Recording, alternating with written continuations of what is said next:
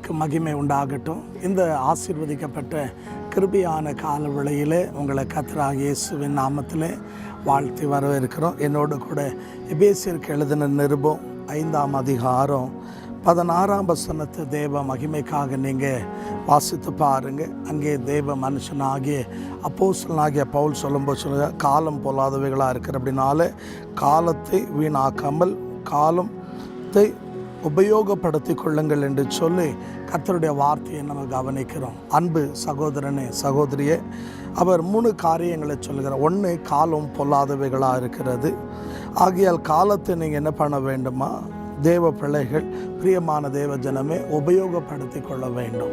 ஏன்னா தேவன் நமக்கு கொடுக்கப்பட்டதான நேரங்களை கண்டிப்பாக நாம் என்ன செய்ய வேண்டும், பயன்படுத்த வேண்டும். இன்றைக்கி அநேக தேவனுடைய பிள்ளைங்க ரட்சிக்கப்பட்டேன் அப்படின்னு சொல்லுகிறார்கள். ஆனால் இன்றைக்கி அநேகரோட வாழ்க்கையில் அவங்க தேவனுக்காக ஏதாவது செய்தாங்களா, சாதிச்சாங்களா அப்படின்னு நீங்கள் பார்த்தீங்கன்னா ஒன்றும் இருக்காது, வரையும் சூன்யமாக இருக்கும். ரட்சிக்கப்பட்ட நாள் முதல் கொண்டு இது வரைக்கும் அவங்க யாருக்குமே உபயோகமாக இருந்திருக்க மாட்டாங்க. நம்மால் தேவனுடைய ராஜ்யம் கட்டப்படணும், தேவனுடைய நாமம் மகிமைப்படணும், அநேகருக்கு ஆசீர்வாதமாக இருக்கணும். ஆனால் இன்றைக்கி அநேகரை பார்த்தீங்கன்னா நேரத்தையும் காலத்தையும் வீணாக்கி கொண்டிருக்கிறார்கள். ஆகையால் தான் ஆண்டவர் நீதிமொழிகள் 6ஆம் அதிகாரம் 6ஆம் வசனம் 7ஆம் வசனத்தை வாசித்து பாருங்கள்.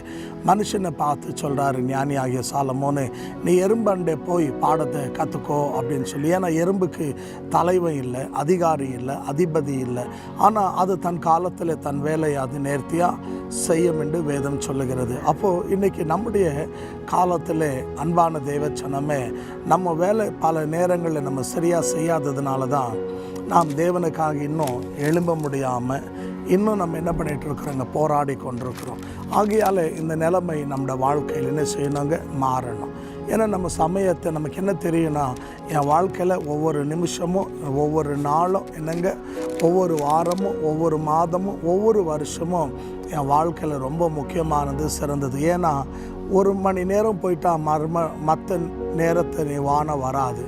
ஒரு நாள் போயிட்டா மறுநாள் வான வராது. வாரம் மாதம் வருஷம் எல்லாம் அப்படி தான் போயிட்டா மறுபடியும் வராது. ஆகையால் தேவன் கொடுக்கும்போதே அதை நாம் என்ன பண்ண வேண்டும், தேவ மகிமைக்காக தேவ பிள்ளைங்க பயன்படுத்தி கொள்ள வேண்டும். அப்போ தான் தேவனுக்காக நம்ம பிரயோஜனமாக முடியும். ஆனால் எறும்புக்கு பாருங்கள், அதிகாரி இல்லை, அதிபதி இல்லை, தலைவன் இல்லை, அது வேலை அது கரெக்டாக செய்யுது.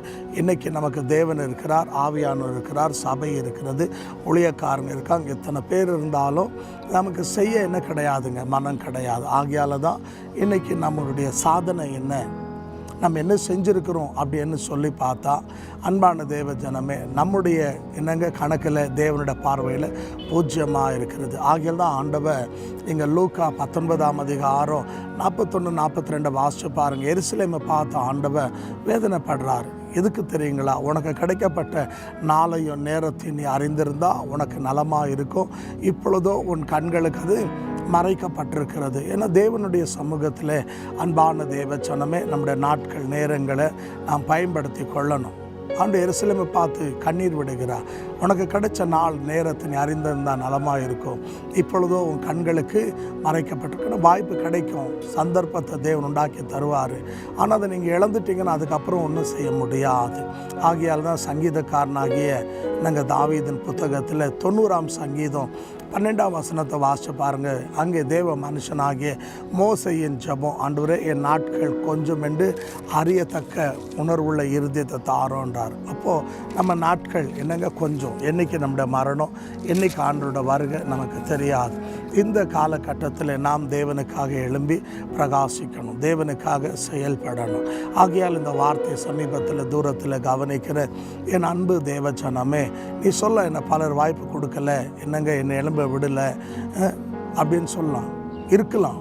ஆனால் தேவன், பிரியமான தேவ ஜனமே, நம்முடைய வாழ்க்கையில் நமக்கு கொடுத்துருக்கிறார்.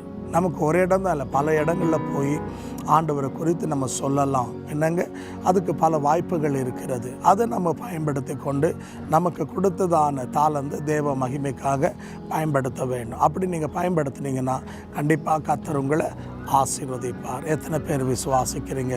இருக்கிற இடத்துல கண்களை மூடி தலைகளை தாழ்த்தி கர்த்தரை நோக்கி நாம் ஜெபிப்போமா? எங்களை கிருபையாய் நேசிக்கிற நல்ல ஆண்டவரே, பரிசுத்த பிதாவே, இந்த கிருபையான வேளையில் சமீபத்திலும் தூரத்திலும் இந்த வார்த்தை கவனிக்கிற என் அன்பு தேவ ஜனங்களை நீங்கள் பொறுப்பெடுங்க. அவங்களுடைய சிறையிருப்பை மாற்றி, கண்ணீர்களை துடைத்து, வேதனைகளை மாற்றி, கட்டுகளை உடைத்து, நுகங்களை முறித்து, எல்லா சாபங்களை கர்த்தர் நீக்கிவிடும். ஒவ்வொருத்தரும் உணர்வுள்ளவர்களா தேவனுக்காக எழும்ப, உம்முடைய நாம மகிமைக்காக ஜீவிக்க தேவன் நீர் உதவி செய்யும்படியாக ஜெபிக்கிறோம். அவருடைய குறைகளை நிறைவாக்குங்க, அற்புதங்களை செய்யுங்க, எதிர்பார்க்கிற நன்மையை கட்டளையிடுங்க. என்று எங்களோட ஜெபத்தை கேட்டதுக்காக நன்றி. இயேசுவின் நாமத்தில் பிதாவே, ஆமென். தேவன் உங்களை ஆசீர்வதிப்பாராக. இந்த செய்தியை கவனிக்கிற என் அன்பு சகோதரனே, சகோதரி, இன்றைக்கு தான் முதல் தடவையாக நான் கர்த்தருடைய வார்த்தையை கவனிக்கிறேன் அப்படின்னு சொன்னால், இன்றைக்கு நீங்கள் என்ன பண்ணுங்க, அன்பான தேவன், இன்னும் நான் தேவனை அறியணும் அப்படின்னு நீங்கள் விரும்பினா, நீங்கள் எங்களுடைய ஐகான், எங்கள் யூடியூப் சேனலில் நீங்கள் சப்ஸ்கிரைப் பண்ணுங்கள், ஐகான் பட்டனை ப்ரெஸ் பண்ணுங்கள். அது மட்டும் அல்ல, உங்களுக்கு ஜெப குறிப்புகள் இருந்தால் நீங்கள் என்ன பண்ணுங்கள், அன்பான தேவ ஜனமே, தேவனுடைய நாம மகிமைக்காக உங்கள் வாட்ஸ்அப் வழியாகவோ, எஸ்எம்எஸ் வழியாகவோ, இல்லை தொலைபேசியின் வழியாக நீங்கள் எங்களோடு என்ன பண்ணலாங்க, பகிர்ந்து கொள்ளலாம். உங்களுக்காக நாங்கள் தொடர்ந்து ஜெபிக்கிறோம். அது மட்டுமல்ல, அன்பு விசுவாசிங்க, நீங்கள் உங்கள் கான்டாக்டில் குரூப்பில் இருக்கிற மக்களோடு ஷேர் பண்ணுங்கள்.